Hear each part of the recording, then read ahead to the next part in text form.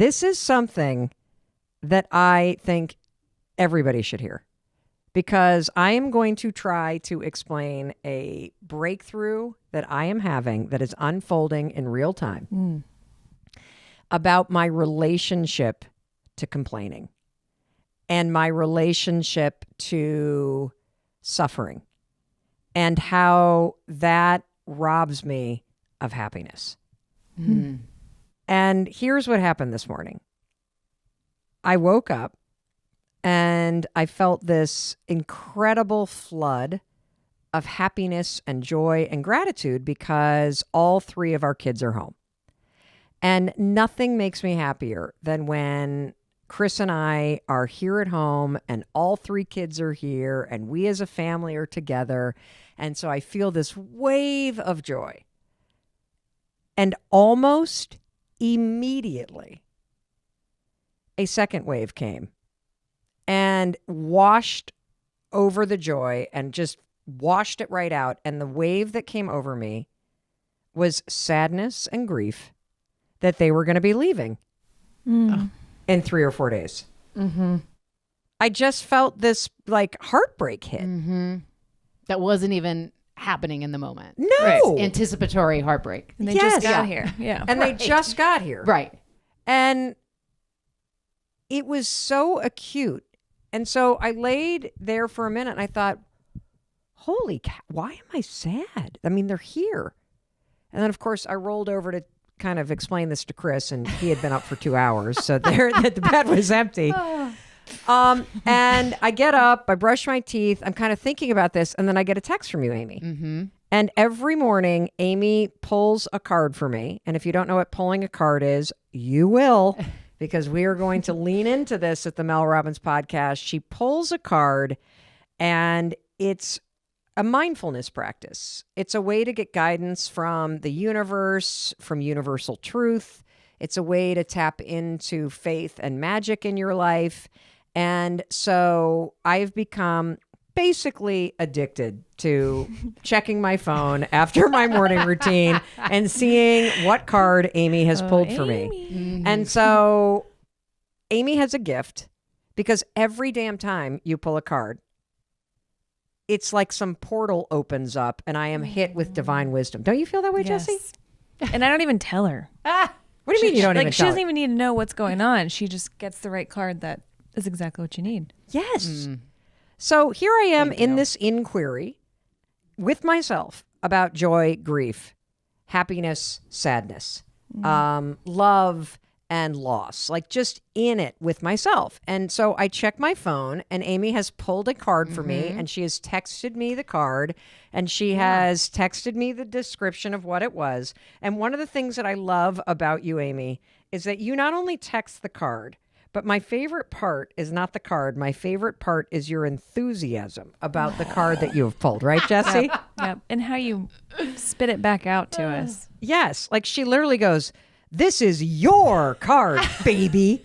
Get ready for this incredible message." And then she goes, "This is the card you and I pulled back in July." I'm like, how the hell do you remember this? I do. Well, because number one, this card I feel like there's a very strong connection to you and this card for a lot of different reasons. But you did get this card in July, but then you got it again when we were doing another reading for you, a past, present, future reading. And this was your future card.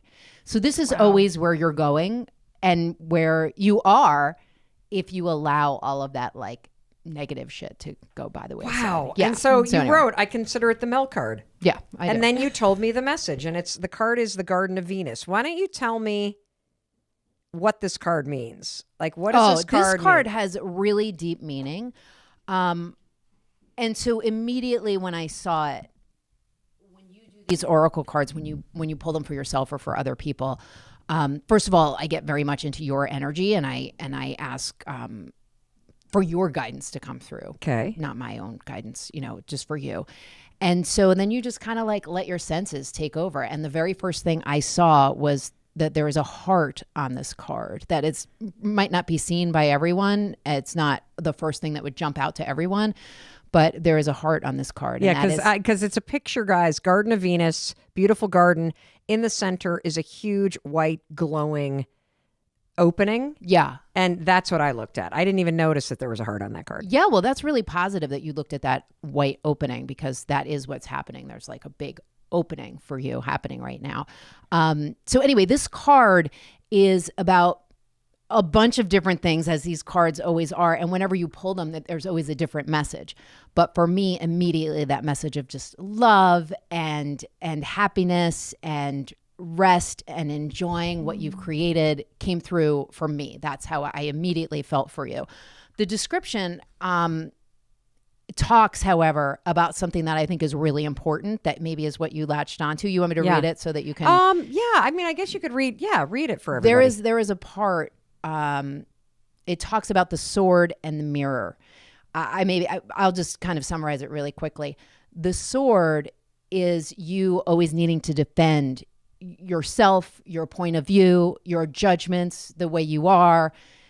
That's the sword. It's like you're constantly in battle with yourself, with other people, with society, with money, with, whatever it is. Like you're just always defending. And that's, I think a lot of us have that natural posture in life. Just back off or don't hurt me. Or how hard things are, gripping or fighting. It's gotta like be hard, fight. fighting. Yeah, all of that. And it asks you to put down the sword and pick up the mirror and look at the beauty that you are, the natural state of who you are. And that's what we kind of talked about in this text chain that we had this morning. Like, this is your natural state of beauty and peace and love. And when you're so worried about what the sword's doing, you don't take time to accept that about yourself. What I got in this moment, hearing you say that, is that the constant fighting with myself or fighting against the way things are, the way that they should be, is robbing me of this experience of love and happiness and joy. Mm-hmm. And so what I wanted to share with both of you and with you listening to us right now is that I had this insane breakthrough this morning. And I've been working on this breakthrough for 2 years because, in the middle of, the big kind of sea, I don't even want to say the word anymore, that Right. where we were all, locked up in our homes, I just had a reckoning with myself in front of a mirror. And I looked at myself and was like, you're miserable. And the harder you work and the busier you get, the more unhappy you are. And you've got to start to take your happiness seriously, Mel. Mm-hmm. You've got to figure out how to be happy. And that might come as a surprise, for you to hear as you're listening to Amy and Jesse and I talk to you, that I, at a baseline, was not a content or happy person. And Chris would always say to me, God, you're always like focused on what's wrong. It's never enough. It's never this. And I would reject that. Full stop. I'd be like, no, I don't. Mm-hmm. I'm a really grateful person, which I am. Mm-hmm. I'm a really positive person, which I am. I'm a really like, I have happy times. I am like, I'm not always, I couldn't even see it. Yeah. And so here's the major breakthrough I had this morning around waking up and having a wave of joy because all 3 kids are home and our family's together. Then it immediately being wiped away by grief and loss and fear and upset that, oh, no, they're going to leave. Mm-hmm. The mirror and my true nature is the love and the joy. And the second that the gripping and the fear and the but they're leaving and the this and the that, that's me picking up the sword. And I had this realization that, oh my God, I don't even realize how much I'm battling happiness inside myself. It's like this campaign and this campaign of misery. Like I pick up the sword, I start wielding it, and I'm fighting for misery. Yeah. And there's always, when you have a sword in your hand, there's always something to fight. Yes. And here's the thing. When I'm thinking about the kids leaving in 4 days, I'm not actually experiencing them being here. No. Right. Right. And then they're going to leave, and then I'm going to be thinking about when they come back. You're not present And I'm to not the joy. present to the joy. Yeah, so I'm experiencing it on the surface. We laugh, we dance, we do this. Yeah. But deep down, I am engaged in a campaign of misery.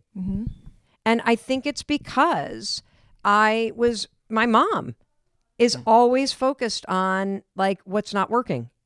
And she has bursts of happiness, and I so like want her to be happy. And there's always something wrong. And it's as if I learned to speak both English, and I also learned to pick up the sword and look for what's wrong. And what I'm learning as I work on myself is I'm learning that that's not the language that I want to speak anymore. That thing, the complaining that I heard, or the griping or the upset or the sadness or whatever it was, that constant campaign, that pick up the sword, don't get too happy, something's wrong, you want to go out to dinner, but I want to cook something. I can see you getting emotional, Jesse. What's going on? It was the 2 languages that you just said. Yeah. You just battle all the time with it. I get it. Yeah. That and when hit home. I think we should call it the mother tongue. Yeah. That is the truth. Because to talk to your mom, you had to speak her language of, isn't this horrible? Look at your Yes. father. Oh my God. Prices have risen again. Can you believe? My mom would always say, holidays are women killers. I know. So she said that. Wow. She said and I had to kind of embrace that. And Well, Jesse and I were did you also like go to the like, okay, I'm going to try to fix it. I'll try to make you happy. I'll try to. Sure. It's our duty to fix it. We don't know any better as little kids. That's what we think. It's our duty to fix it. So pick up the baby sword. And to fix it, you say, yeah, it is terrible. It Mom. is terrible. It is so, can you believe that? Yes. Because that was something that I always did too. And maybe you guys did. I never wanted to betray my mother's sense of safety in the world and like have her feel unstable and have her take that out on me. So it was like I was always agreeing with the crazy that came out of her mouth. Like Keep I was the peace. keeping the peace. Oh yeah, and part of it, like Mel, when you say the mother tongue, part of it is that you it really was a language that you spoke and you didn't know any better. It wasn't like you were pretending. Like Right. you literally did not know No. any different. Well, and same with her. Like my mom did not grow up in a loving household. Right. It was a super hardworking farming family. And, you know, I'm of course feeling terrified that when my mother listens to this, she's going to be super pissed off at me. And so I still have to say this because I don't want complaining or being present to what's wrong to rob me of experiences of joy. I do not want to be sitting here in my life right now where I can look in the mirror and I can experience these next 4 days. And instead, what the old me would do is I would be already in my head, living in the reality that they're leaving and telling myself a story. We don't live near our kids and I'm never going to see them again and something's wrong here. And I would bring that energy into my day-to-day life. And I don't want to do that. Like, I want to put the sword down. I want to experience my life day to day and not be searching for what's wrong and not be engaged in my own private campaign of, you know, this isn't happening this way and that is. And like, even right now, like we're recording this profound conversation and Eric and Brian are banging nails on the shed outside. We're banging it out up Yeah, here. we're banging it out up here. You know, like thinking. there's my mind searching for, oh, well, this, stop it, Mel. Right. Stop it, because you may not have realized that it was a second language that you're constantly speaking. Just like if your primary language that was spoken in your house was Spanish or it was Russian, you speak that fluently. Mm-hmm. And then if you, like, I feel like all of us have a verbal language and we have a subconscious emotional language. And I was sharing this breakthrough with Chris this morning. So he said this to me. He said, you know, so are you saying that in public you're a very happy, positive person, but in private you're sad and miserable? I'm like, no, it's way deeper than that. on the surface, I speak English. And I am a happy, positive, optimistic person. Because I am. Mm-hmm. Yeah. But deep down in the depths of my subconscious, there is another language that I am speaking. And I've labeled it a campaign of misery. Mm-hmm. Mm-hmm. And even if you don't identify with this notion of looking for what's wrong or arguing against your own happiness, everybody can relate to this idea that, as you're ready to go on vacation and you're at work, you're thinking about vacation. As you're on vacation, what are you thinking about? Getting back to work. Back to work. Mm-hmm. Right. And for me, that sort of internal, always on subconscious emotional dialogue is to search for something that is wrong right now or is about to go wrong. Mm-hmm. And in this moment, there is nothing wrong. In fact, I am living my greatest day ever because I'm here with you two, who I love. We're doing work that makes an impact that we fucking love. Yeah. Downstairs, I hear the voices of the people I love the most, and we're all together for 3 or 4 delicious days.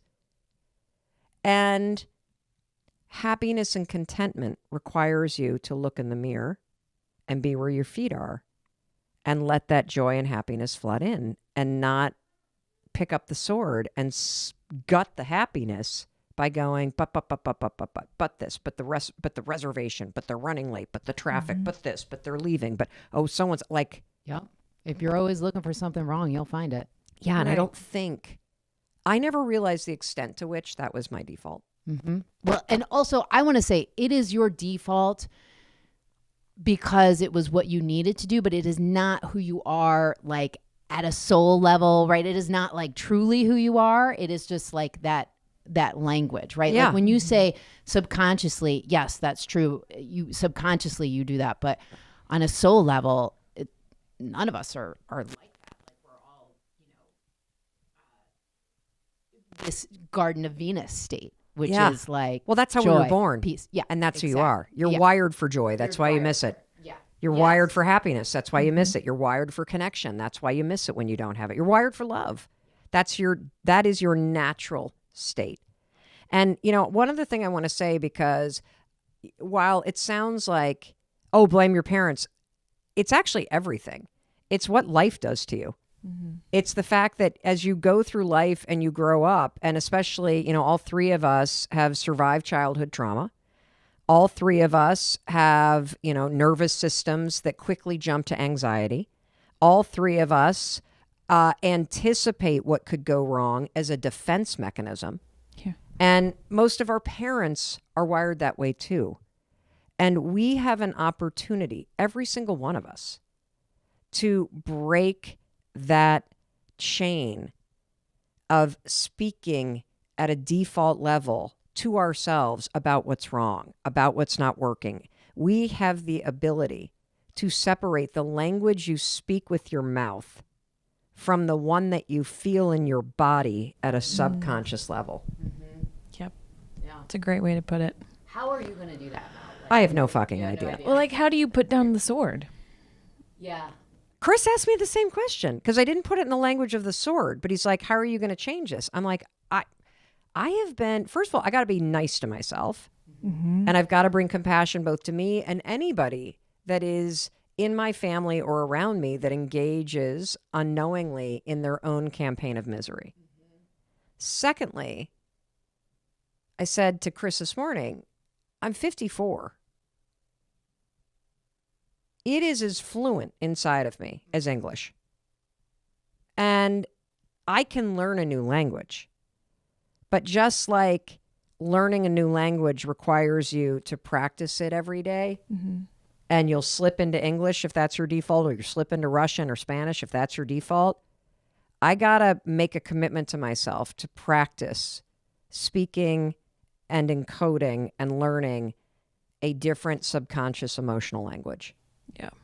Mm-hmm. And that when I slip into the one that I learned and have practiced forever. It's an emotional, subconscious default that you have had since before you could put words together. You know, we learned this from Dr. Becky, that from 0 to 5, before you've got your own words and sentence structure and ability to truly describe the world around you, you are absorbing while your brain is in a theta state, which is a state of hyper learning, like a giant sponge. This is why little kids can learn a second language like that. You're always learning 2 languages when you're born. You're learning the one that's spoken out loud, and you're learning the emotional language that is deeper underneath it. Right. Yeah. And so, you know, your question, Jesse, how am I have no fucking idea. I guess I'm going to write about it in my journal every day. I'm going to keep talking about it. I'm going to catch those moments where the wave that is positive, that I feel myself picking up the sword and gunning it. You know, and I see it everywhere. I see it in work. I see it in, even with the podcast, you know, we came out of the gates and this has been so wildly successful and the downloads grow every day and it's just been extraordinary. And there's like, I instead of basking in, wow, like we're making a difference. This is resonating with people. I feel that. And then I see myself pick up the sword and I'm like, Right. it's temporary. It's luck. You're going to plummet off those. And then I'm like, ah. Right. And then I come from fear instead of coming from my natural state, which is I just want to have these conversations that allow us to share our lives with people and connect more deeply and that make a difference for all of us. Yeah. I don't know. How would you guys like, I mean, first of all, what resonates with you about the language you speak versus this second language that we all learn 2 languages from birth? I feel that. And I've felt that. I call it like my tribe language of how my parents talk about, you know, the big things like money and relationships and big life events, like how they view them. I noticed years ago that if I'm going to live the life that I want, I need to leave this tribe, not speak this language anymore. Ooh. And I did a lot of research around that. And like, how do I do this? Because it's painful to extract yourself from this family, from your family. Do you think that's what you experience? That is that sort of crunchy kind of thing that everybody has, even though you may love your family deeply, that there is still this sort of mismatch when you all get together because you're at different states of evolving and different states of, we all speak this language with words, but we are all engaged in learning a new language at a subconscious emotional level. Yes. We've all moved on in some way, but we have our family roles, we have our common language, we have our tribal, you know, and I say tribal in the sense that like any group of 3 people that get together create a culture. Oh yeah, that's the Seth Godin research, right? Right, exactly. So I decided I don't want to do this anymore. I am grateful for it, you know, like Con Marie, like, thank you for the lessons I've learned. Yeah. And I'm moving on here. I'm making a conscious decision to move on. Well, you know, what's also interesting is I think when you're present to it, Jesse and Amy, that, oh, okay, there's this thing I speak and then there's this thing I want to feel deeply. Yeah. And when you can get in touch with what is authentically who you are and what you want to feel, what I've noticed is I have a much easier time. Not only with compassion and love, but with boundaries. Yeah. Because I don't get hooked. Oh, yeah. The emotional hooking in that is, that's a fluency, because if you've ever been around friends that are bilingual, so we have very close friends that she grew up in, her dad's from Jordan, her mom is French. And so she speaks fluent French and so does her husband, and the kids are bilingual, and we'll all be around them and super close family friends. Hi, Mark and Maheen. What I've noticed is when they're all talking to us, it's all English. If they turn and say something to one another, they speak in French because it's just like this thing. And I think emotionally, we hook into each other's emotional languages by default. Yeah. Oh, yeah. Yeah, we do. We got to turn this on because something just happened. I am going to try to explain a breakthrough that I am having that is unfolding in real time. That, oh my God, I don't even realize how much I'm battling happiness inside myself. It's like this campaign of misery